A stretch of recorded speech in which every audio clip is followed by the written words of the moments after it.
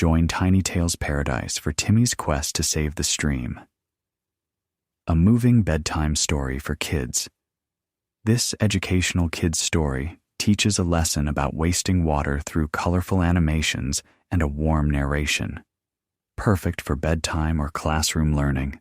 Subscribe for weekly fairy tales and moral stories. Timmy's quest to save the stream. Chapter 1, Timmy's Careless Ways. In the cheerful town of Sunnyvale, where sunflowers nodded in every garden and laughter echoed through the streets, lived a 10-year-old boy named Timmy, with his curly brown hair and a grin that could charm a grumpy cat.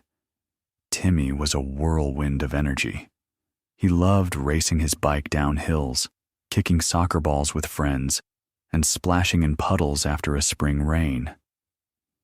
But Timmy had a big problem. He didn't think twice about water. To him, it was just something that poured endlessly from the tap, always there for his games and chores. Timmy's home sat at the edge of Sunnyvale, beside a sparkling stream that danced through the town, reflecting the sky like a mirror. His mom, a gentle gardener with a love for roses, often warned him, "Water is precious. Timmy, we must use it carefully." But Timmy would just nod, her words slipping away like water through his fingers every morning. Timmy left the tap running while brushing his teeth, singing loudly as water swirled down the drain. When washing his hands, he let the faucet gush, splashing the sink and floor without a care. One day, he decided to wash a single pair of tiny socks in a giant bucket, filling it until water sloshed over the sides, flooding the kitchen. "Whoops," he giggled, unbothered. His mom mopped up the mess, sighing, "Timmy, water isn't endless. We need to save it." Timmy shrugged. "There's tons of water." "Mom, the stream's right there, and the tap never stops." He didn't see the harm in his ways, not yet. The animals of Sunnyvale noticed, though. A curious frog named Flip, who lived by the stream, watched Timmy's wasteful habits. "That boy uses so much water." Flip croaked to his friend, "A dragonfly named Zara. Doesn't he know it's special?" Zara buzzed her wings. "He's young. He'll learn. But it might take a big lesson." Chapter 2, The Wasteful Days. As summer rolled in, Timmy's habits grew worse. On scorching days, he'd leave the garden hose running to create a muddy slide, turning the yard into a swamp. He filled dozens of water balloons just to toss them at his friends, laughing as they burst and soaked the ground. Once, he left the sprinkler on for hours while playing video games, transforming the lawn into a muddy lake. His mom shook her head. "Timmy, that water could have kept my roses alive or helped someone thirsty."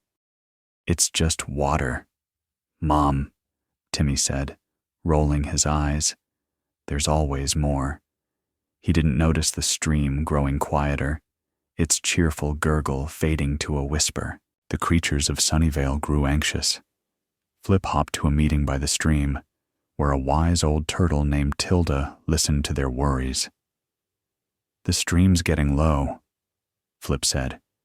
"Timmy's wasting so much, and the water's not coming back fast enough." A squirrel named Nutmeg chattered.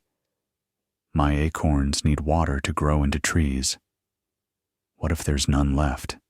Tilda nodded slowly. "Water is life. That boy needs to learn its value before it's too late." One evening, Timmy decided to wash his bike. He filled a massive bucket, used a tiny splash to scrub one wheel, then dumped the rest onto the grass, letting the tap drip as he walked away. All shiny, he cheered. Flip watched, his eyes wide with worry. "If he keeps this up," he whispered to Zara, "the stream could dry up completely." Zara buzzed nervously. He needs a wake-up call from the water itself. Chapter 3.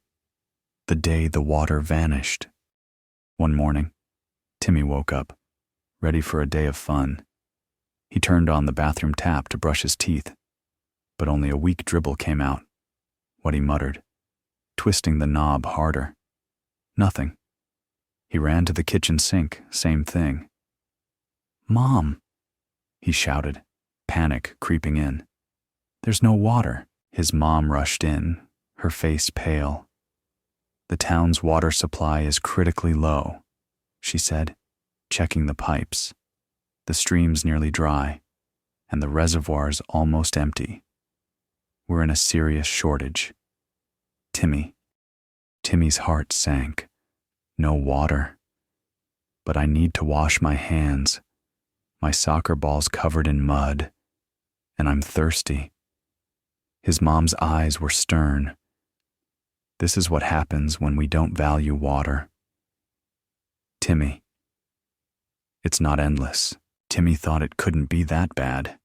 He sprinted to the stream, expecting its usual sparkle, but the stream was a pitiful trickle, barely wetting the pebbles. Fish flopped desperately in shallow pools, their gills heaving. Flip sat on a dry rock, his skin dull and cracked. "What happened?" Timmy asked, his voice trembling. Flip looked up, his eyes sad. "The water's disappearing. Timmy, you've wasted so much, and now there's not enough for us all." Timmy's stomach churned. He remembered the running taps, the overflowing buckets, the hose left on. "Did I do this?" he whispered, his throat tight. "Not just you." Flip said gently, "But your waste didn't help. Water is for sharing, not spilling." Timmy's face burned with shame.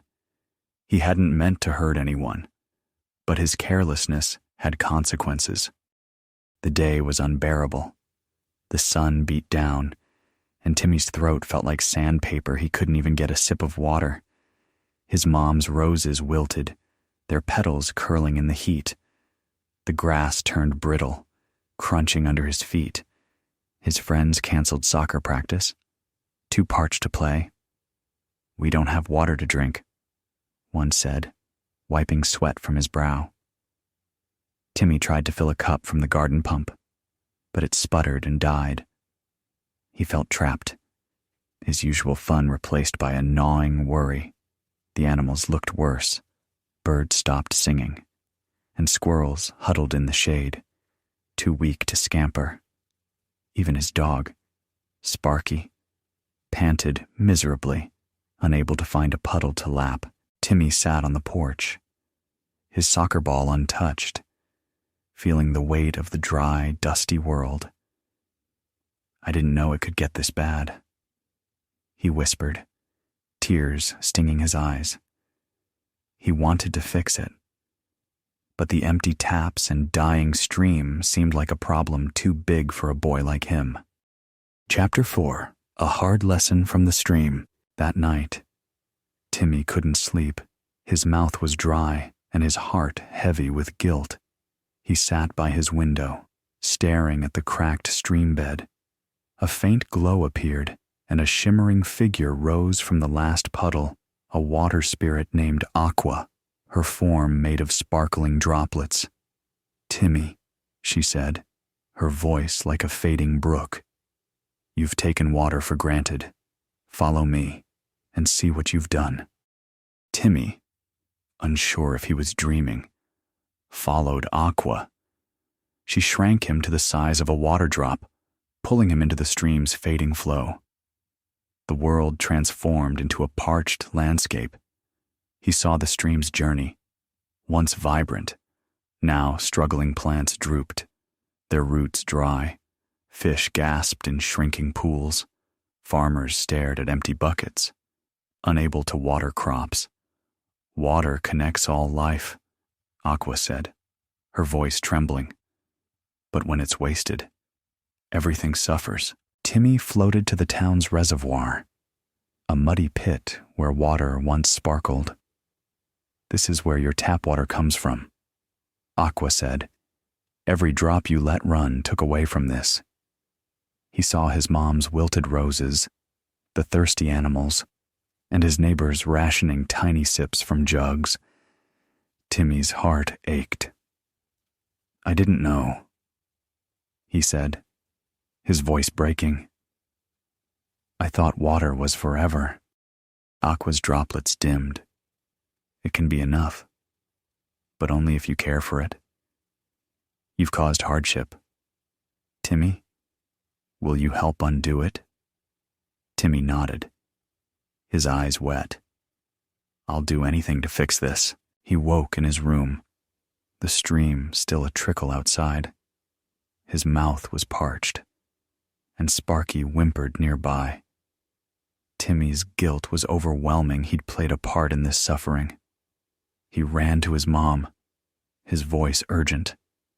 I'm going to save the stream. Mom, I have to. Chapter 5. Timmy struggled to make amends. Timmy faced a tough road, with no water at home. He couldn't wash his hands or drink, and the heat made every task harder. He started small, vowing to change. He brushed his teeth with a tiny cup of water from a neighbor's jug, careful not to spill.